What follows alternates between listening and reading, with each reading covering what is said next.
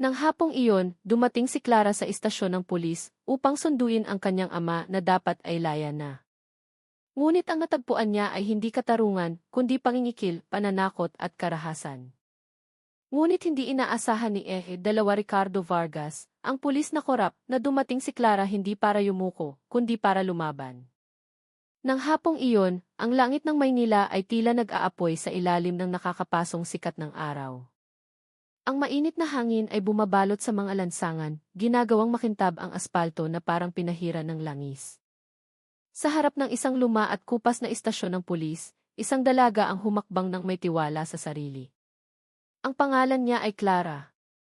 25 taong gulang, isang tipikal na Filipina na may mukhang malinis at walang kolorete, maliban sa manipis na pulbos na bahagyang tumatakip sa kanyang kayumangging balat. Ang kanyang buhok ay nakatali sa isang simpleng pusod, nagbibigay diin sa kanyang matatag na panga at mga matang may determinasyon. Nakasuot siya ng isang simpleng puting blusa at asul na pantalon, isang kasuotang simple, ngunit kapansin-pansin sa kanyang dignidad. Walang bahid ng takot sa kanyang mukha. Dumating siya ngayon hindi para magulat o magreklamo. Dumating siya para bawiin ang isang taong matagal nang inagaw mula sa kanyang buhay, ang sarili niyang ama. Ilang linggo na niyang hinihintay ang araw na ito. Ang araw ng paglaya. Ang araw kung kailan ang pinto ng selda ay dapat nang bumukas para sa kanyang amang matagal nang ikinulong. Nang walang malinaw at makatarungang dahilan. Kabisado na ni Clara ang petsa, itinatala ang bawat kaganapan ng may pasensya, at ngayon ang kasukdulan. May pananabik sa kanyang puso, may pagkaulila na naipon. Ngunit lahat ng iyon ay binalot niya sa katatagan ng kanyang bawat hakbang. Hindi siya dumating na may dalang luha. Dumating siya na taas noo, may matibay na paninindigan na tiyaking ang proseso ng paglaya ay magaganap ayon sa nararapat. Walang negosasyon, walang laro. Pagpasok pa lang sa pangunahing pinto ng istasyon, agad na nagbago ang kapaligiran. Ang hangin ay mas mabigat at masikip. Ang mga dingding ay puno ng mga lumang anunsyo at mga estanteng puno ng nagkupas na mga folder. Ang amoy ng mamasa-masang papel ay humahalo sa nanunuot na amoy ng sigarilyo na kumapit na sa kisam. Ang mga pulis ay nakaupong nagpapahinga sa likod ng mga lumang mesang gawa sa kahoy. Ang ilan ay sumulyap kay Clara, tila nagtatanong sa kanilang isipan kung ano ang pakay ng babaeng iyon sa kanilang lugar. Ngunit hindi ito pinansin ni Clara. Ang kanyang tingin ay diretso sa unahan. Alam niya kung saan tutungo. Ang lugar na iyon ay maaaring puno ng mga proseso at burokrasya. Ngunit si Clara ay dumating na may misyon na mas malakas kaysa sa lahat ng bunton ng mga papeles sa loob. Sa kanyang isipan, iisa lamang ang patuloy na umuugong, kailangang makalaya ang kanyang ama ngayon. Walang kondisyon, walang abala. Walang sinuman ang dapat humadlang dito. Masyado na siyang matagal na nanahimik. Masyado na siyang matagal na nanood sa kawalang katarungan na nagaganap sa likod ng mga mesa. Ngunit hindi ngayon. Hindi para sa isang taong namuhay sa simpleng pamumuhay at katapatan tulad ng kanyang ama, na laging nakasuot lamang ng itim na t-shirt at itim na pantalon. Alam ni Clara na kung susuko siya ngayon, ang bulok na sistema ay magpapatuloy tulad ng dati. At dahil doon, humakbang siya ng may determinasyon. Ang pananahimik ay hindi na isang pagpipilian. Matapos daanan ang isang makipot na pasilyo na puno ng mga kupas na pangalan sa pinto at murang mga upuang plastik, nakarating si Clara sa silid ng serbisyo para sa mga detenido. Doon, sinalubong siya ng isang taong agad na nagdulot ng hindi magandang pakiramdam. Isang matabang pulis ang nakaupong nakasandal sa likod ng isang mesa. Ang kanyang tiyan ay nakausli, halos dumidiin sa drawer ng mesa na hindi maisara ng maayos. Ang kanyang pangalan ay nakasulat sa isang maliit na name-plate sa dibdib ng kanyang unipormeng kulay tsokolate, dalawa Ricardo Vargas. Nasa mga 40 anyos na siya, may bilog at mamantikaing mukha, na pinalamutsya ng manipis na bigote at isang ekspresyon na tila laging inaantok. Hindi siya tumayo para salubungin si Clara. Sumulyap lamang siya ng may katamaran at itinaas ang isang kilay habang nagtatanong, "Anong kailangan mo, miss?" Pinigilan ni Clara ang kanyang pagkainis at sumagot ng mahinahon, sinasabing dumating siya para sunduin ang kanyang ama na nakatakdang lumaya ngayon. Tumango lang ng marahan si Vargas at binuksan ang drawer. Sinimulan niyang halungkatin ang mga bunto ng lumang papeles na may mabagal at walang pakialam na kilos, na para bang wala siyang pakialam sa sinabi ni Clara. Ilang beses siyang nagkunwaring tinitingnan ang mga dokumento, sumulyap sa isang computer na hindi naman nakabukas, at bumalik sa mga parehong papeles. Ang proseso ay parang isang laro ng pagpapalipas ng oras. Alam na alam ni Clara na hindi ito dahil sa abala siya, kundi dahil sa intensyon na magpatagal at magbigay ng pressure. Bawat segundo ay hinahayaang lumipas. Hindi para maghanap ng datos, kundi para bumuo ng tensyon. Sa wakas, sumandal si Vargas sa kanyang upuan ng may pagka-relax. Ang kanyang mga kamay ay naglalaro sa isang ballpen at ang kanyang mga labi ay nagpakita ng isang mapanlinlang na ngiti na nagpainit sa dugo ni Clara. Interesado siyang malaman ang estado ng ama ni Clara, ngunit hindi niya ipinaliwanag ang posisyon ng mga dokumento at hindi rin siya nakipag-usap sa propesyonal na paraan. Ang ginawa lamang niya ay magpabagal, kontrolin ang sitwasyon, at ipakita na siya ang maihawak ng kapangyarihan sa silid na iyon. Nanatiling tahimik si Clara, naghihintay. Ngunit sa kanyang isipan, sinimulan na niyang bilangin kung gaano pa katagal bago simulan ng lalaking ito ang kanyang maruming laro. Dahil alam niya, hindi ito tungkol sa datos. Ito ay tungkol sa isang nakakadiring kaugalian sa isang nabubulok na sistema. Ang tingin ni Clara ay nagsimula ng magbago. Ang kanyang mukha ay nanatiling kalmado, ngunit ang kanyang mga mata ay tumigas. Madalas na niyang naririnig ang tungkol sa mga ganitong gawain, at ngayon, personal niya itong nararanasan. Isang alagad ng batas na komportabling nakaupo sa kanyang posisyon, hindi para maglingkod sa bayan, kundi para magbenta ng katarungan. Hindi alam ni Vargas kung sino ang kanyang kaharap. Akala niya si Clara ay isa lamang ordinaryong babae. Dumating na may pag-asa at pagsuko, tulad ng ibang mga mamamayan na kanyang napaglaruan. Ngunit nagkamali siya ng malaki. Sa silid na iyon, kahaharap ni Vargas ang isang pader na hindi niya madaling magigiba. Matapos ang ilang minutong paglalaro sa mga papeles, sa wakas ay itinigil ni Vargas ang kanyang pagkukunwari. Isinandal niya ang kanyang mabigat na katawan sa upuan, huminga ng malalim na parang pagod na pagod, at sinabi ng walang paligoy-ligoy, kung gusto mong lumabas ang tatay mo ngayon, maghanda ka muna ng 50,000. Ang mga salitang iyon ay lumabas na lamang, walang emosyon, walang bahid ng pagsisisi. Kumunot ang noo ni Clara, nanlaki ang kanyang mga mata, hindi makapaniwala sa halagang kababanggit lamang, 50,000 piso, isang halagang hindi makatwiran, lalo na para sa isang bagay na dapat ay karapatan na. Sandali siyang nag-isip, baka nagkamali siya ng dinig. Ngunit hindi, ang tono ng boses ni Vargas ay napakalinaw at tila sanay na itong sabihin sa ibang mga mamamayan na kanyang ginigipit. Itinuwid ni Clara ang kanyang katawan, tumingin ng diretsyo kay Vargas. 50,000 para saan, sir? Tanong niya, sinusubukan pa ring magbigay ng puwang para sa isang paliwanag na maaaring makatwiran. Ngunit ang nakuha niya ay isang mapanuyang ngiti at isang gasgas na sagot. Para sa administratibo, pag-aayos ng mga papeles, mga proseso sa paglabas-masok ng detenido. Kung hindi tutulungan mula sa loob, ang proseso ay maaaring tumagal ng matagal. Miss, sabi ni Vargas, pinaglalaruan ang ballpen sa kanyang kamay habang kumikindat na parang nag-aalok ng isang iligal na serbisyo. Huminga ng malalim si Clara. Alam niyang ang mga salitang iyon ay isang modus lamang. Walang proseso na nangangailangan ng ganoong kalaking halaga. Ito ay purong pangingikil. At sinabi ito ni Vargas na parabang lahat ng iyon ay legal at hindi maaaring questionin. Hindi lamang pasensya ni Clara ang sinusubok ni Vargas, kundi pati na rin ang kanyang katatagan ng isip.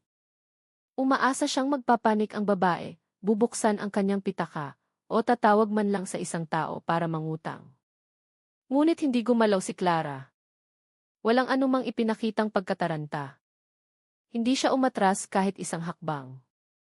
Ang kanyang mukha ay nagsimulang tumigas, ang kanyang panga ay nagtiim.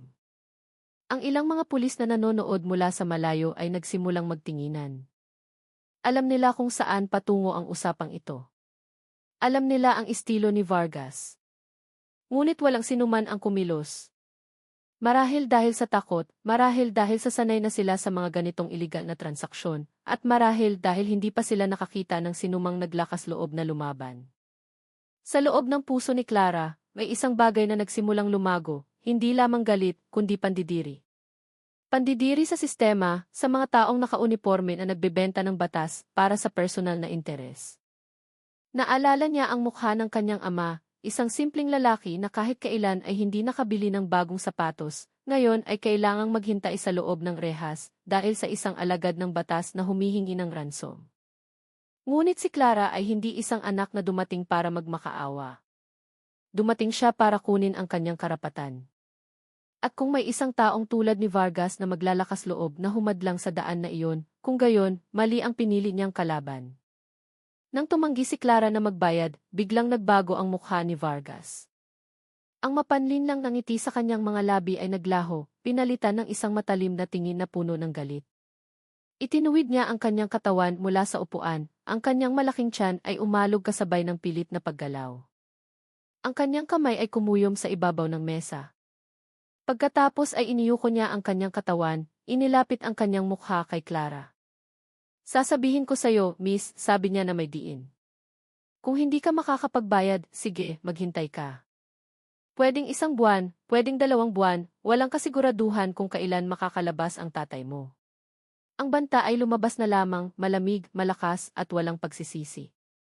Mga salitang inilaan para sumuko, hindi para magbigay ng pagpipilian. Hindi na tinag si Clara. Tinitigan niya ito pabalik ng may malamig na tingin na lalong nagpasiklab sa galit ni Vargas.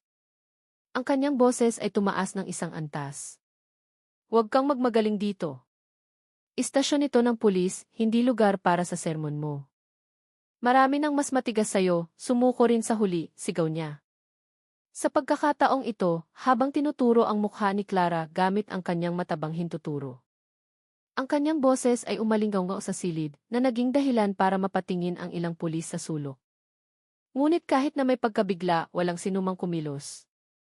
Nanood lamang sila, naghihintay at umaasang lilipas din ang unos. Lalo pang naramdaman ni Vargas ang kanyang kapangyarihan. Akala niya, ang sigaw ay makapagpapabagsak sa katatagan ng isang dalaga. Nagkamali siya ng malaki. Ang mga hakbang ni Vargas ay nagsimulang yumabag papalapit kay Clara, nag-iwan ng 1 pulgadang distansya. Ang kanyang hininga ay mabigat, ang kanyang mukha ay namumula sa galit at sa pakiramdam ng kapangyarihan na tila kinu-question. Kung gagawa ka ng gulo, pwede kitang ipakulong din.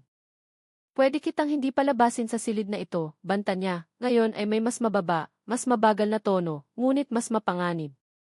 Ang mga salitang iyon ay hindi lamang isang pagbabanta.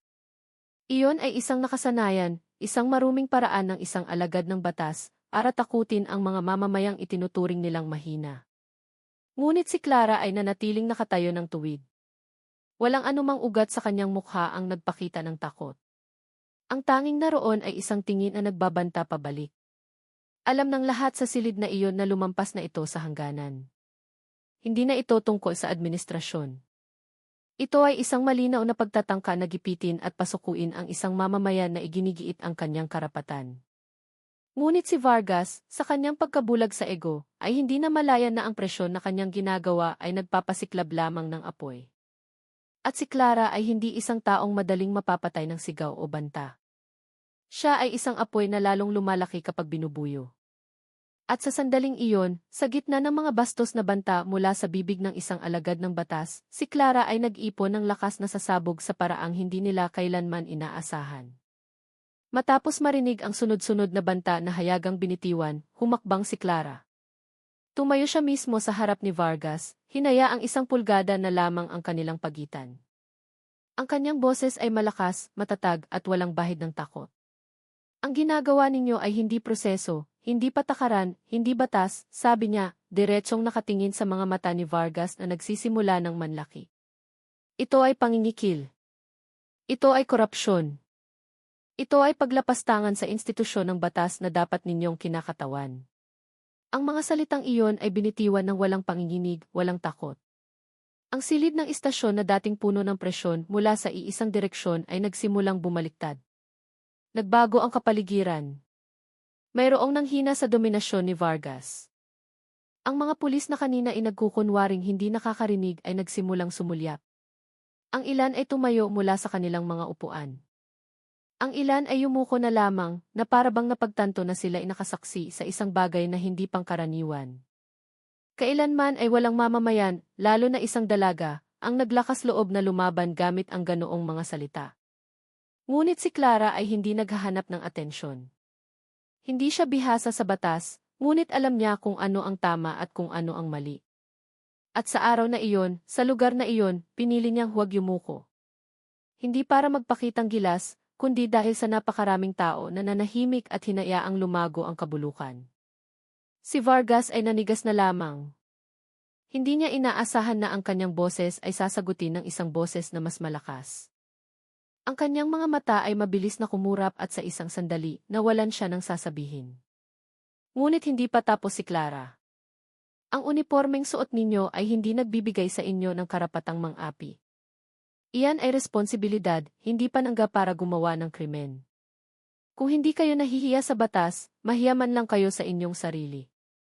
Ang mga salitang iyon ay tumusok hindi lamang kay Vargas, kundi pati na rin sa pandinig ng bawat alagad ng batas sa silid na iyon. Alam ng lahat na ang katotohanang sinabi sa publiko ay mas may epekto kaysa sa isang suntok. At sa araw na iyon, nagsalita si Clara ng walang pag-aalinlangan. Nakatayo siya sa gitna ng pugad ng kapangyarihan. Ngunit walang isa man sa kanyang mga salita ang tunog na parang isang pakiusap. Sa halip, ang mga salitang iyon ay parang isang maso na humahampas sa konkretong kabulukan na matagal nang hindi nagagalaw. Binago ni Clara ang posisyon. Hindi na siya ang ginigipit. Siya na ang naninindigan. Ang kanyang katapangan ay hindi lamang nagulat kay Vargas, kundi nagpaalala sa buong silid na ang isang mamamayan, kung sapat ang tapang, ay kayang yanigin ang isang marupok na gusali ng kapangyarihan. At sa nakabibinging katahimikan, alam ng lahat. Ang susunod na pagsabog ay hinihintay na lamang. Sa wakas, umabot na sa sukdulan ang galit ni Vargas. Ang mga ugat sa kanyang lieg ay nanigas, ang kanyang mukha ay namula, at ang kanyang mga mata ay nanlisik na parang isang mabangis na hayop na ginambala sa kanyang lungga. Hindi na niya kayang itago ang kanyang nasaktang ego. Ang kanyang dangal bilang hari ng selda ay nyurakan sa harap ng lahat ng tao ng isang babaeng hindi man lang natinag sa kanyang mga banta. Sa isang mabilis at marahas na kilos, itinaas ni Vargas ang kanyang kanang kamay, malaki, mabigat, at puno ng galit, at inihampas ito ng buong lakas sa mukha ni Clara. Malakas ang pagtama ng suntok. Ang tunog nito ay umalingaw-ngaw hanggang sa dulo ng silid. Ang ulo ni Clara ay tumagilid at agad na tumalsik ang dugo mula sa kanyang pumutok na labi. Sandaling nanghina ang katawan ni Clara, ngunit hindi siya bumagsak. Pinigilan niya ang sarili sa pamamagitan ng pagkapit sa gilid ng mesa. Nakayuko ang kanyang mukha, bahagyang lumuwag ang pagkakatali ng kanyang buhok, at tumulo ang dugo sa kanyang asul na pantalon. Ngunit walang ingay na lumabas sa kanyang bibig. Walang iyak, walang sigaw, tanging isang mabigat na paghinga na dahan-dahan niyang hinugot upang pigilan ang sakit na ngayon ay kumakalat sa kanyang panga. Ang kapaligiran sa silid ay nagyelo. Ang mga pulis na kanina inanonood lamang ay tuluyan ng natigilan. Ang ilan ay napanganga, hindi makapaniwala na talagang nagawa ang suntok na iyon. Ngunit walang sinuman sa kanila ang naglakas loob na humakbang. Nakatayo si Vargas sa harap ni Clara, ang kanyang dibdib ay tumataas baba, puno ng kayabangan at galit na hindi pa humuhupa. Inakala niyang, tulad ng ibang mga taong nasuntok niya, si Clara ay babagsak, iiyak, o hihingi man lang ng tawad. Ngunit ang nakita niya ay ang kabaligtaran. Dahan-dahan, itinaas ni Clara ang kanyang mukha. Ang kanyang labi ay duguan, ngunit ang kanyang mga mata ay nakatingin ng diretsyo, malamig at hindi natitinag. Ang kanyang tingin ay parang isang batong buhay na sinasalubong ang pinakamalakas na alon. Iyon ay hindi tingin ng isang biktima. Iyon ay tingin ng isang taong kababago pa lang na markahan ang kanyang kaaway. At sa sandaling iyon, may nagsimulang magbago.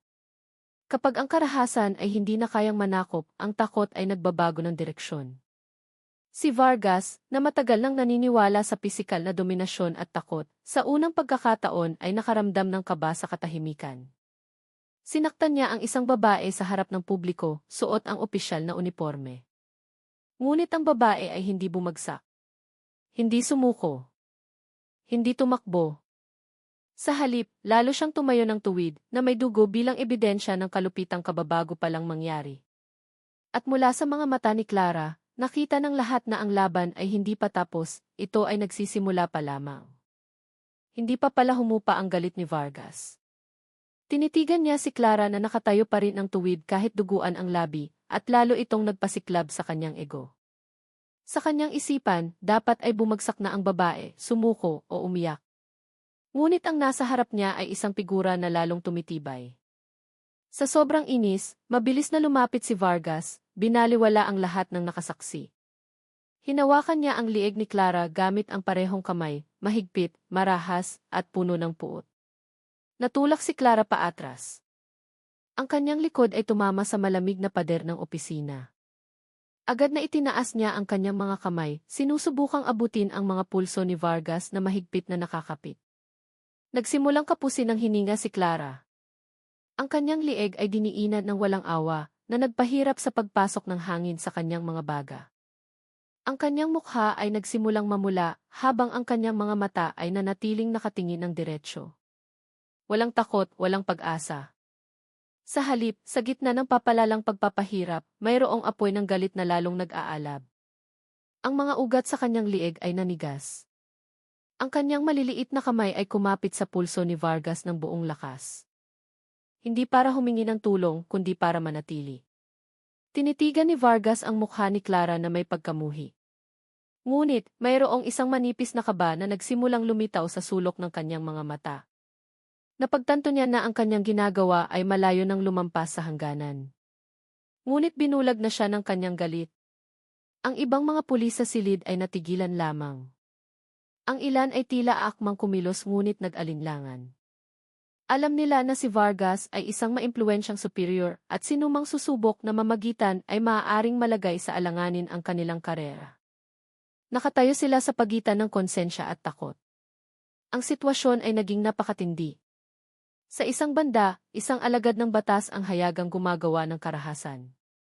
Sa kabilang banda, isang sibilyan ang sinasakal sa harap ng mga saksi nang walang sinumang tumutulong. Ngunit sa gitna ng nakabibinging katahimikan, isang bagay ang malinaw. Hindi basta-basta susuko si Clara. Hindi ngayon.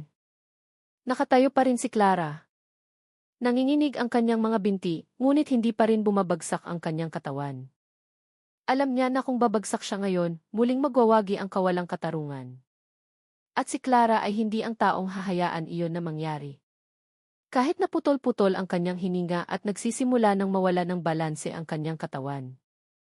Ang kanyang mga mata ay nagliliwanag pa rin ng katapangan na nag-aalab. Hindi na malaya ni Vargas na siya ay lumilikha ng isang pagbabago, hindi para ipahiya si Clara, kundi para wasakin ang kanyang sarili. Dahil sa napakalapit na panahon, ang babaeng akala niya ay kayang pasukuin ay babaliktarin ang lahat sa paraang hindi niya kailanman inaasahan. Sa gitna ng panganib, habang ang kanyang buhay ay tila nasa kamay ng malupit na si Vargas, isang pambihirang lakas ang bumangon sa kalooban ni Clara. Hindi lamang ito adrenaline, kundi isang panloob na puwersa na matagal nang pinipigilan ng pananahimik at pasensya. Ang kanyang katawan ay nanginig, hindi dahil sa takot, kundi dahil sa pagnanais na bumangon. Sa isang malakas na paggalaw, hinawakan niya ang braso ni Vargas, pagkatapos ay ipinihit ang kanyang katawan sa gilid habang itinutulak ang kanyang balikat. Biglang nakawala ang pagkakasakal ni Vargas. Ang unang hininga na bumalik sa mga baga ni Clara ay parang isang pagsabog. At sa napakaikling sandali, mabilis na kumilos ang katawan ni Clara, yumuko at niyakap ang baywang ni Vargas. Walang sinuman ang nakakilos. Sa isang kilos na hindi inaasahan ng sinuman, itinaas ni Clara ang malaking katawan ni Vargas. Itinaas. Hindi lamang hinila, hindi itinulak, kundi literal na itinaas sa itaas ng kanyang ulo. Nagpumigla si Vargas sa ere, nanlaki ang mga mata sa takot. Ang kanyang dalawang paa ay walang direksyong gumagalaw, sinusubukang humanap ng matutuntungan na wala naman. Ang mga pulis na nakasaksi sa pangyayari ay napanganga lamang. Isang babaeng balingkinitan, duguan ang mukha, ay kababago pa lang na magbuhat ng isang matipunong lalaki sa itaas ng kanyang ulo na parang isang unan. Sa likod ng pisikal na lakas na tila imposible ay naroon ang kumukulong galit, galit dahil sa suntok, galit dahil sa pagkakasakal, galit dahil sa pangingikil sa ngalan ng batas, at higit sa lahat, galit dahil sa nakikitang ang institusyon na dapat ay nagpoprotekta ay naging kasangkapan ng pang-aapi. Lahat ng galit na iyon ay naipon na ngayon sa mga kamay ni Clara. Ang kanyang mga kamay ay hindi na nanginginig dahil sa takot, kundi dahil sa handa ng gumanti. Ang silid na dating pinaghaharian ng pananakot ay nagyelo ngayon sa pagkabigla. Walang sinuman ang nakaisip na ang babaeng iyon ay magiging isang bagyo na tatayo sa gitna ng istasyon ng pulis. Walang sinabi si Clara. Ang kanyang mga kilos ay naging isang pahayag na mas malakas pa kaysa sa anumang sigaw. Sa itaas ng kanyang ulo, si Vargas ay nakalutang pa rin, isang simbolo ng kayabangan na handa ng ibagsak. Tumingin si Clara sa paligid, sa mga pulis na kanina patahimik. Malinaw ang kanyang tingin. Tingnan ninyong mabuti. Ito ang ganti sa kawalang katarungan na hinayaan ninyo. At nang may buong kumpiyansa, naghanda siya para gawin ang isang bagay na magbabago magpakailanman sa paraan ng pagtingin ng istasyong iyon sa kanya. Dahil kapag nabigo ang batas na magpatupad ng katarungan, gagawin ito ng taong bayan gamit ang kanilang mga kamay, gamit ang kanilang lakas, gamit ang kanilang karangalan. Hindi naghintay si Clara ng utos, hindi naghintay ng pahintulot, at tiyak na walang pakialam sa mga takot na tingin na pumuno sa silid. Sa isang mabilis at buong lakas na kilos, binaligtad niya ang katawan ni Vargas na nakabitin pa rin sa itaas, at pagkatapos ay ibinagsak ito sa sahig ng buong puwersa. Isang malakas na kalabog ang umalinggaw sa semento. Unang tumama ang ulo ni Vargas, sinundan ng kanyang likod at balikat na bumagsak ng walang kontrol. Ang tunog ng pagbagsak ay nagpatahimik sa buong istasyon na para bang hinigop palabas ang lahat ng hangin sa silid. Agad na nanghina ang katawan ni Vargas. Hindi na siya gumalaw, hindi na umimik. Nakahandusay siya na parang isang basyong sako na inihagis sa lupa. Nakatayo si Clara sa ibabaw niya. Ang kanyang dibdib ay tumataas baba, ang kanyang mga kamay ay bahagyang nanginginig dahil sa malaking puwersa na kanyang inilabas. Ang kanyang mukha ay puno pa rin ng sugat, may dugo pa ring dumadaloy mula sa kanyang labi, ngunit ang kanyang tingin ay tuwid at malinaw. Hindi siya umatras, hindi natakot, hindi nagsisi. Sa kanyang paligid, ang mga pulis ay nakatitig lamang ng hindi makapaniwala.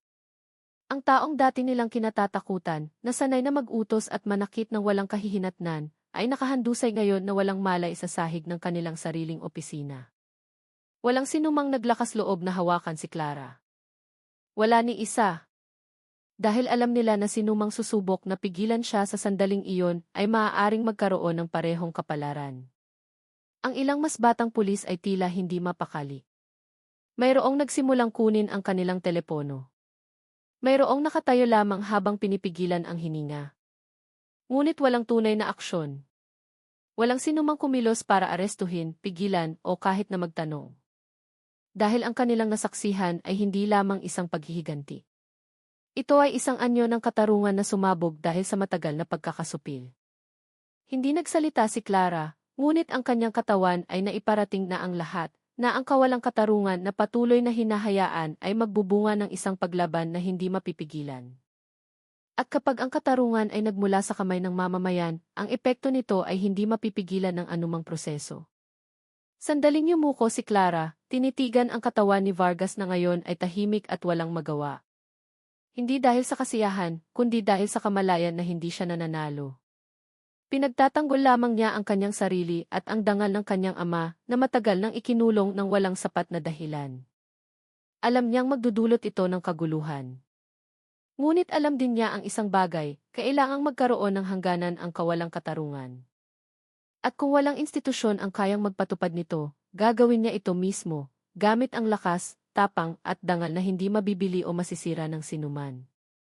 Ilang minuto matapos bumagsak at hindi na gumalaw ang katawan ni Vargas, biglang bumukas ang pinto ng opisina.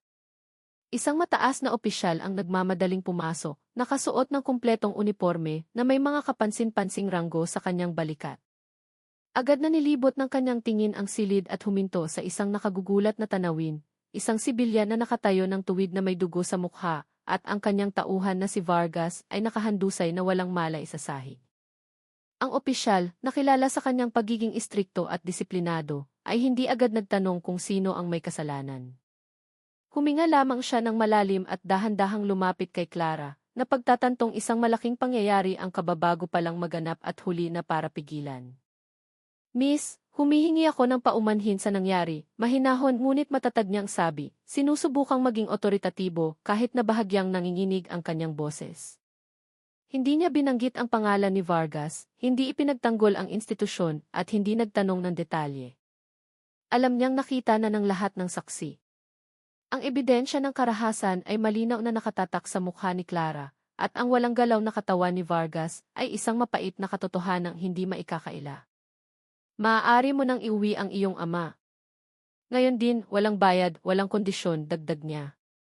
Agad na kumilos ang ilang mga pulis, bahagyang nagpapanik na binuksan ang pinto ng selda. Hindi nagtagal, lumabas ang isang matandang lalaki na nakasuot ng itim na t-shirt at pantalon, dahan-dahang naglalakad na may mga matang puno ng pagtataka.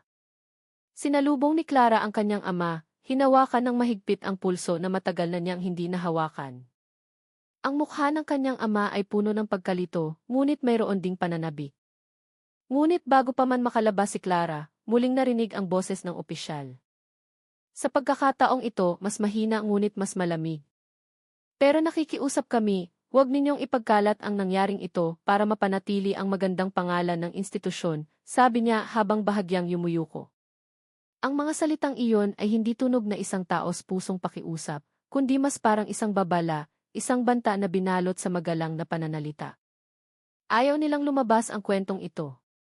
Ayaw nilang mabunyag sa publiko ang kabiguan ng sistema na matagal na nilang itinatago.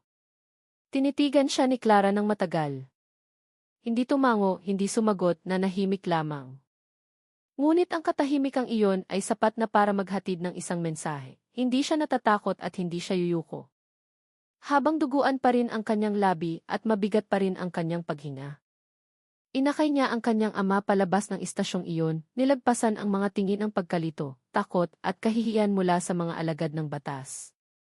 Hindi siya umalis sa lugar na iyon bilang isang biktima. Lumabas siya bilang isang simbolo na kahit na ang batas ay maaaring bilhin ng mga korap na nakauniporme, laging mayroong isang taong maglalakas loob na tumayo at lumaban. At sa araw na iyon, sa likod ng mga sugat at katahimikan, iniuwi ni Clara